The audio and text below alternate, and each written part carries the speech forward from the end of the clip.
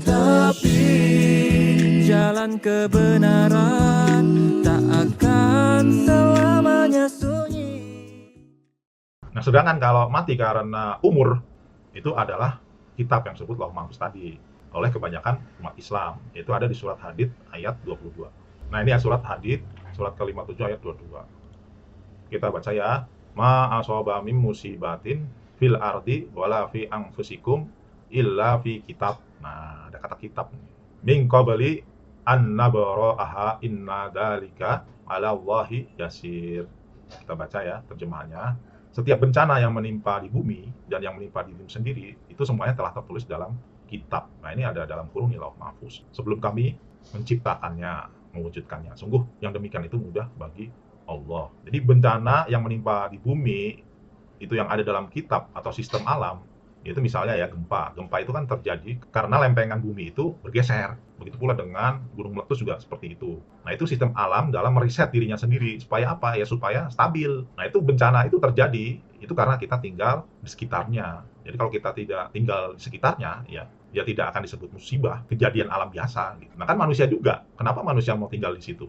Coba manusia menjauh ya. Misalnya yang sering longsor tuh ya, di gunung apa itu. Kemudian pemerintah melakukan memindahkan warga yang berada dekat lokasi bencana itu ke tempat aman. Kemudian yang misalnya yang tinggal di pesisir pantai yang terjadi rob pantainya sekarang, kemudian banyak warga di sekitarnya itu menjadi banjir, maka pemerintah memindahkan kan warganya ke tempat yang aman. Nah, itu karena bencana, musibah itu terjadi karena kita tinggal dekat wilayah sering terjadi fenomena alam tersebut. Nah, makanya kan di Gunung Merapi misalnya udah nggak boleh lagi tinggal dekat Gunung Merapi. Jadi warganya itu sudah diungsikan, udah harus pindah dari dekat gunung. Karena Gunung Merapi itu sering terjadi erupsi ya. Kemarin terjadi lagi tuh erupsi. Nah, itu yang disebut kitab itu, ya, sistem alam.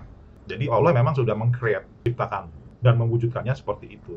Coba bayangin kalau misalnya gunung itu tidak meletus ya dan menyimpan laharnya di dalam. Itu kan justru lebih berbahaya untuk kehidupan makhluk hidup di dunia ya. Apakah itu tanaman, tumbuh-tumbuhan, hewan ataupun manusia.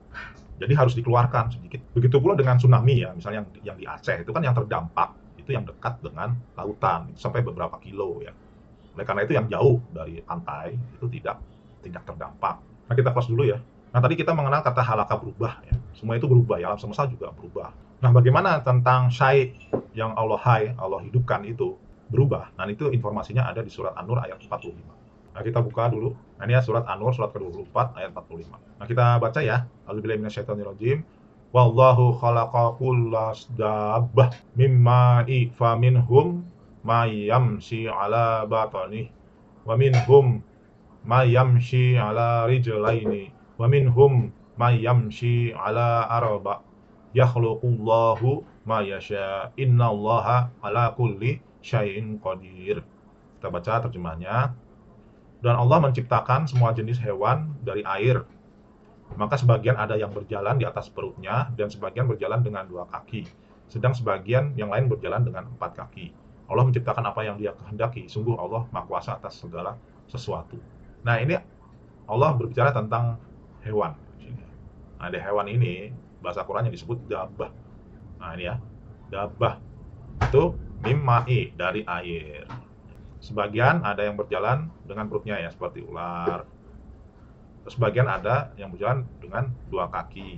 2 kaki berarti ya simpanse, kera.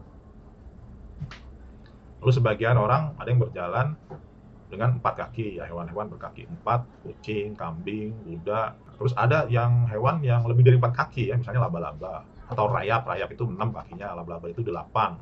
Nah, itu bukan menunjukkan bahwa informasi yang Allah berikan ini adalah membatasi jumlah kaki hewan hanya 4. Jadi menunjukkan keberagaman. Ada misalnya hewan kaki 1000, nah itu kakinya banyak benar ya. Tapi tidak disebutkan oleh Quran. Jadi Quran ini sebenarnya mengandung prinsip, jadi tidak menjelaskan secara detail.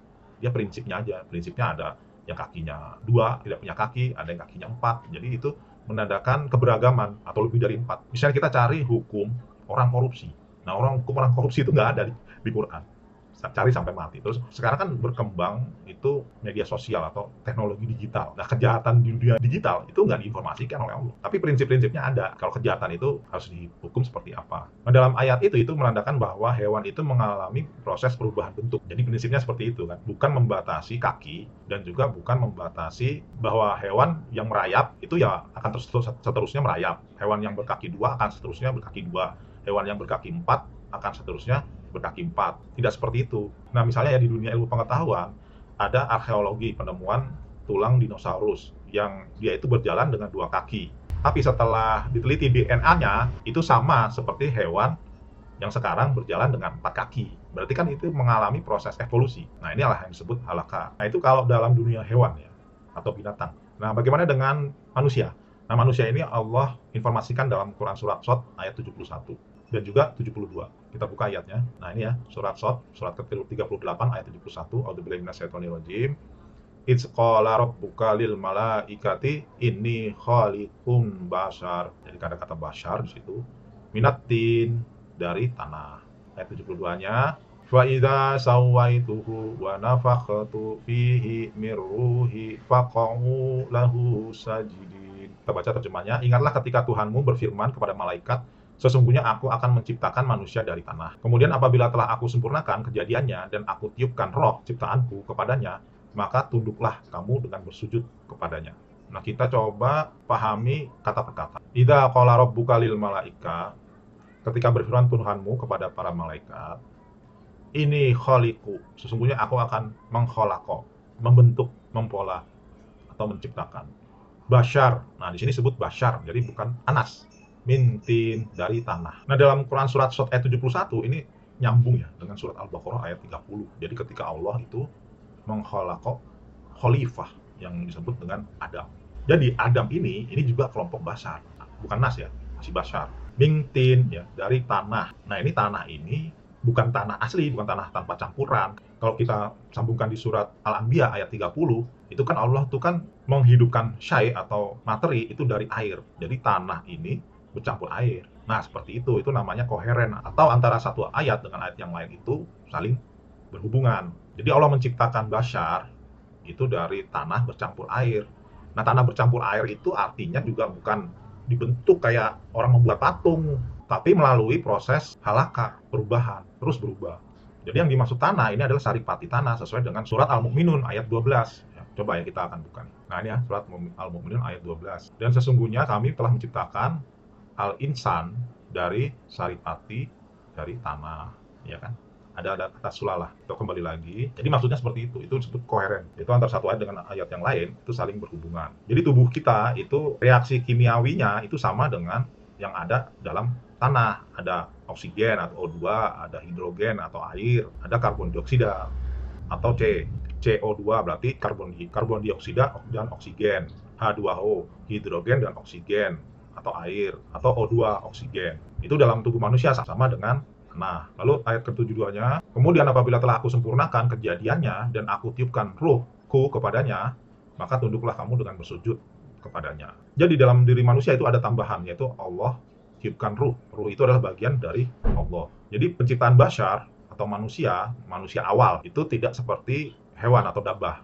Kalau dabah itu hanya dari air, tapi kalau bashar itu ada tambahan. Allah tiupkan ruh atau bagian dari Allah. Nah, kalau hewan, proses halakannya, proses perubahannya itu adalah bentuknya. Tadi ya, ada yang berkaki dua, berkaki empat, atau merayap. Tetapi kalau manusia itu bukan perubahan bentuk, tapi penyempurnaan bentuk. Dari mana? Yaitu dari kata sawiya ini. Nah, ini sawiya. Maka apabila telah kusempurnakan, jadi penyempurnaan bentuk. Nah, oleh karena itu kata sawiya ini adalah yang tadinya bengkok menjadi lurus, jadi sempurna. Makanya bayi-bayi itu kan di dalam rahim itu pertama kali seperti ulat ya, yang melingkar gitu ya, ulat yang melingkar. Kemudian ketika bayi itu lahir ke dunia, maka dia sudah mulai lurus. Nah, itulah disebut sawiya.